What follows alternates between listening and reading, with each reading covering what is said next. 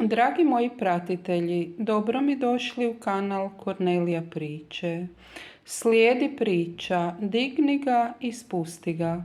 Jedan dan na fakultetu mi studenti imali smo vježbe iz fiziologije i kolegica i ja dobili smo zadatak u kojem smo umakali crijevo miša u otopinu sa potrebnim sastojcima za pokretanje grčenja crijeva.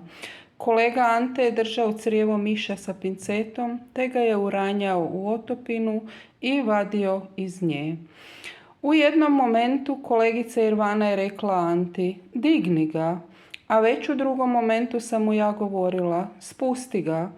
Pa su opet uslijedile upute Anti od nas dvije, digni ga, spusti ga, digni ga, spusti ga, misleći na mišje crijevo, a onda nas je obadvije kolega Ante ozbiljno pogledao ravno u oči i rekao, pa dobro cure, odlučite se već jednom, da li da ga dignem ili spustim.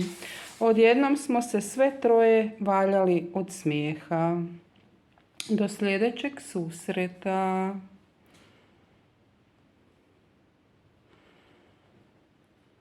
Bog.